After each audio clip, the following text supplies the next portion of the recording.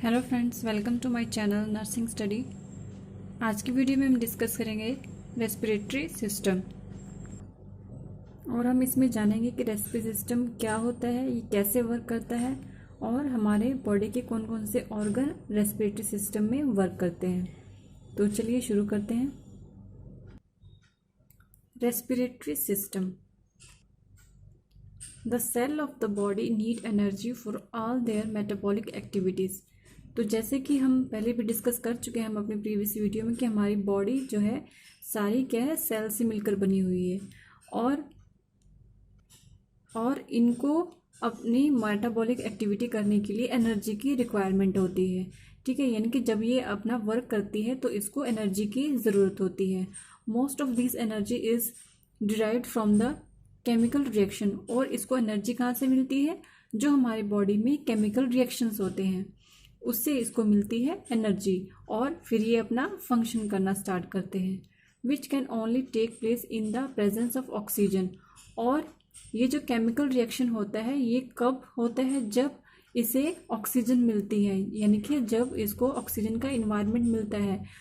जब oxygen present होती है तो ये केमिकल रिएक्शन होना स्टार्ट होता है।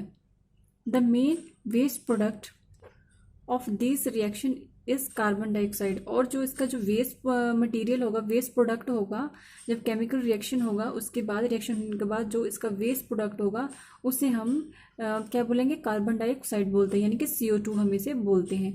The respiratory system provide the route by which the supply of oxygen present in the atmosphere air enter in the body. तो रेस्पिरेटरी सिस्टम क्या कर रहा है कि उसको रूट बता रहा है, किसको? ऑक्सीजन को रूट दे रहा है कि कैसे वो हमारे बॉडी के अंदर एंटर करेगी।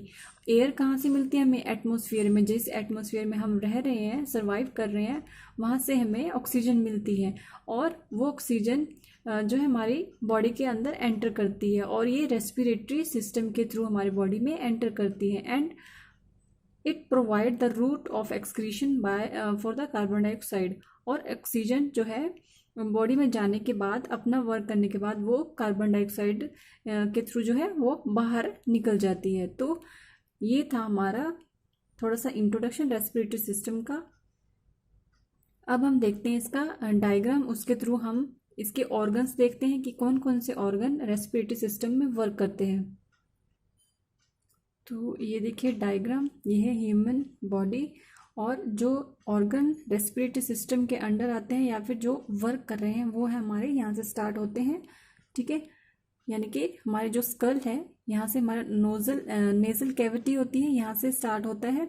नेजल कैविटी आता है इसमें, उसके बाद फेर्निक्स, उसके बाद लैरिंक्स एंड ट्रैकिया, उसके बाद लंग्स एंड उसके बाद लंग्स के अंदर जो प्रेजेंट होते हैं ब्रोंक्यूलस। ये सारा आते हैं हमारे रेस्पिरेटरी सिस्टम के अंडर। इन सभी को हम एक एक करके डिस्कस करेंगे कि कौन से ऑर्गन का क्या वर्क है, ठीक है, उसके फंक्शन क्या है। तो रेस्पिरेटरी सिस्टम में क्या होता है? Exchange of gases between blood and lungs is called the external respiration. तो रेस्पिरेटरी सिस्टम जो है 2 पार्ट्स में डिवाइड है, एक्सटर्नल एंड इंटरनल। एक्सटर्नल आता है हमारा जो नेजल कैविटी के थ्रू होता है और इंटरनल जो हमारा लंग्स में जाकर के मिलता है, यानी कि जो प्रोसेस हमारे लंग्स में चलता है। ठीक है, उसके बाद exchange of gases between blood and lung is called the external respiration. जब गैसेस का एक्सचेंज हो रहा है ब्लड एंड लंग्स में तो उसे हम बोलते हैं external respiration.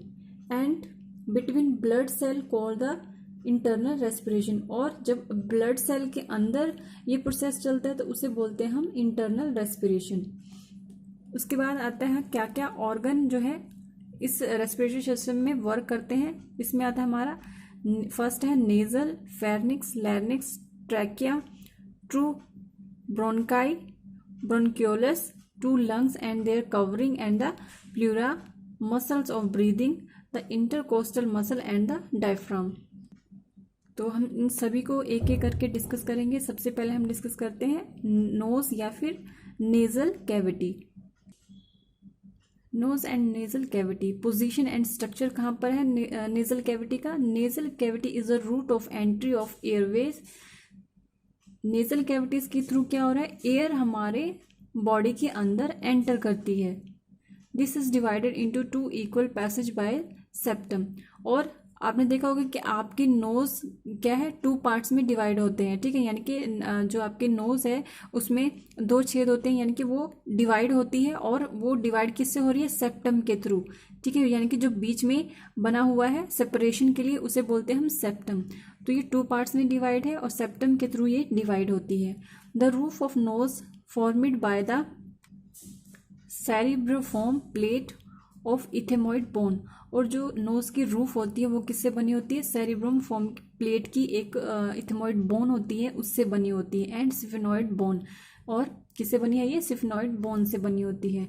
Middle wall is formed by, और जो उसकी मिडल लेयर होती है, मिडल वॉल होती है, वो बनी होती है सेप्टम से। देन इसकी जो लेटरल वॉल है, lateral wall is formed by the maxilla the इथेमॉइड bone. और जो इसकी लेटरल वॉल है वो किसे बनी है? इसकी मैक्सिला से बनी होती है और इथेमॉइड बोन से बनी होती है। और इसकी जो पोस्टीरियर वॉल है, जो पीछे की वॉल है, फॉर्मेड बाय द फेर्निक्स, और वो किससे बनी है? फेर्निक्स से बनी होती है। उसके बाद respiratory function of nose. Nose के क्या क्या फंक्शन है, यानी कि वो जब रेस्पिरेशन में वर्क कर रही है तो उसके क्या फंक्शन है? फर्स्ट है इसमें वार्मिंग। नोज या फिर nasal cavity has mucosa lining help in rapid warming of the air that is inhale. Means nasal cavity क्या है? इसके अंदर म्यूकोजा लाइनिंग होती है जो कि हेल्प कर रही है रैपिडली वार्मिंग ऑफ एयर। जो एयर हम इनहेल कर रहे हैं, जो एयर हम ले रहे हैं अपने अंदर, उसको वो वार्म करती है, यानी कि वो उसको गर्म करने के बाद वो हमारे अंदर जाती है।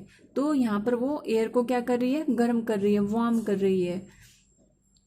और ये किसके थ्रू हो रहा है? जो उसके अंदर म्यूकोजा लाइनिंग प्रेजेंट होती है वो क्या करती है? Warming to the air which we inhale in our body. Second part है इसमें filtering and cleaning. Here in the nose trap the particle and stop them to the going in lungs. और हमारे नोज के अंदर क्या present होते हैं? Hairs present होते हैं। और इन हेयर्स का क्या काम करते हैं? जैसे हम सांस लेते हैं, जो हम एयर हम अपने अंदर लेते हैं, उसके अंदर कई ऐसे पार्टिकल्स होते हैं, माइक्रो ऑर्गेनिज्म होते हैं जो कि हम देख नहीं सकते, लेकिन वो एयर में हमेशा प्रेजेंट रहते हैं। और वो जब हम सांस लेते हैं तो वो उसके थ्रू हमारे अंदर जाने की कोशिश करते हैं। और जो ये हेयर प्रेजेंट होते हैं नोज के अंदर, वो उनको ट्रैप कर लेते हैं, कैप्चर कर लेते हैं, वहीं पर उनको एक तरह से उनको पकड़ लेते हैं और उनको अंदर जाने से रोकते हैं, और यानी कि उनको लंग्स में वहां तक उनको पहुंचने नहीं देते। तो यहाँ पर वो फिल्ट्रेशन और क्लीनिंग का वर्क कर रहे हैं। उसके बाद आता है हमारा humidification. When air passes from the nasal mucosa it becomes saturated और मोइस्ट विद वाटर वेपर्स। और जब एयर जो है नेजल म्यूकोजा से पास होती है तो वो क्या हो जाती है? सैचुरेटेड हो जाती है और मॉइस्ट हो जाती है, यानी कि वो क्या है? थोड़ी गीली हो जाती है, और फिर वो हमारी बॉडी में एंटर कर जाती है, यानी कि उसको मॉइस्चराइजर एक तरह से मिल जाता है। उसके बाद क्या है हमारे नेजल कैविटी का क्या वर्क होता है? सेंस ऑफ स्मेल, यानी कि वो हमें स्मेल के बारे में भी हमें बताती है। Nose also help in sense of smell. Receptors present in nose help prediction of smell. और जो हमारे नोज के अंदर रिसेप्टर प्रेजेंट होते हैं वो हमारी हेल्प करते हैं कि किसी भी स्मेल को पहचानने में, ठीक है, स्मेल अच्छी है बुरी है, वो हमें जो रिसेप्टर प्रेजेंट होते हैं वो हमें इस चीज़ के बारे में बताते हैं, यानी कि सेंस ऑफ स्मेल जो है इन रिसेप्टर के थ्रू हमें पता चलता है। सेकेंड आता है हमारा फेर्निक्स। ये देखिए डायग्राम भी हम साथ साथ देख लेते हैं इसका। यहाँ से हमारा नेजल कैविटी था, ठीक है, यहाँ से एयर एंटर करती है हमारे बॉडी के अंदर। यहाँ से एंटर करने के बाद एयर आती है हम यहाँ पर फेर्निक्स के अंदर। फेर्निक्स कहाँ पर हमारा प्रेजेंट है? ये हमारे थ्रोट में प्रेजेंट होता है, इसे हम थ्रोट भी बोलते हैं।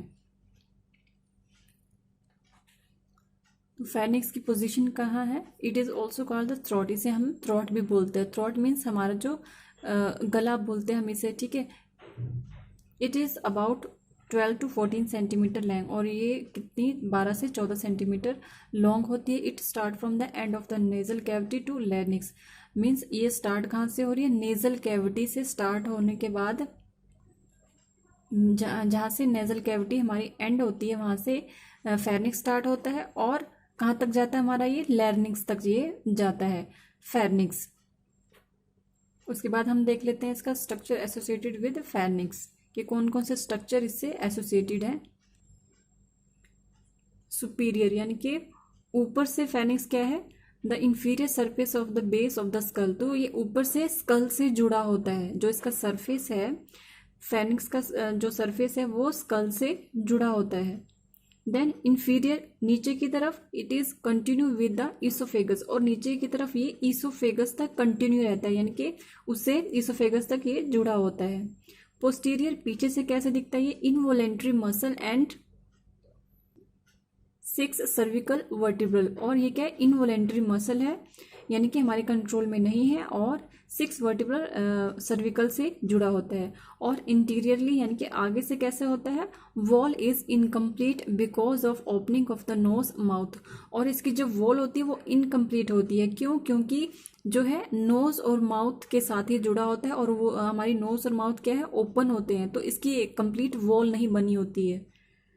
मीन्स इसकी ओपनिंग क्या है, वो ओपन रहती है।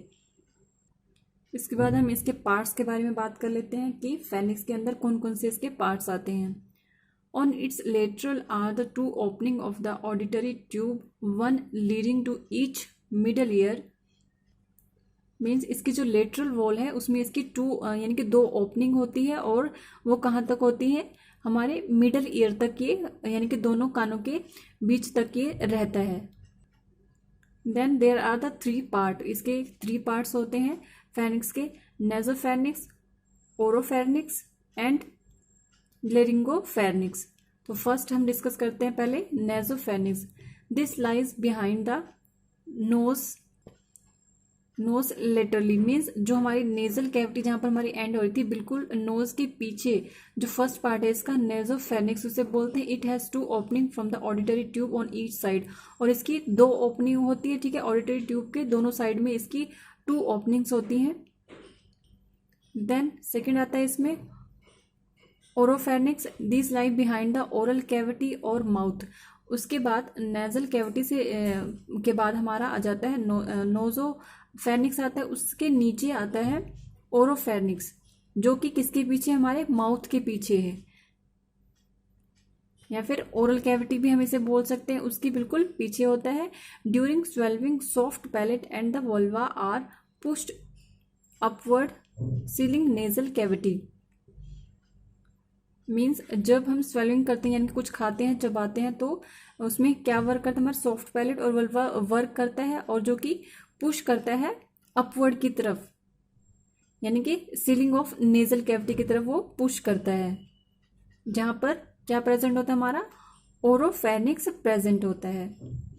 थर्ड आता है हमारा laryngopharynx, it extend from the oropharynx to oesophagus, और उसके बाद ओरोफेरनिक्स के बाद जो स्टार्ट होता है वो स्टार्ट होता है हमारा लेरिंजोफेरनिक्स प्रेजेंट होता है, और ये कहाँ तक जाता है, ईसोफेगस तक जाता है।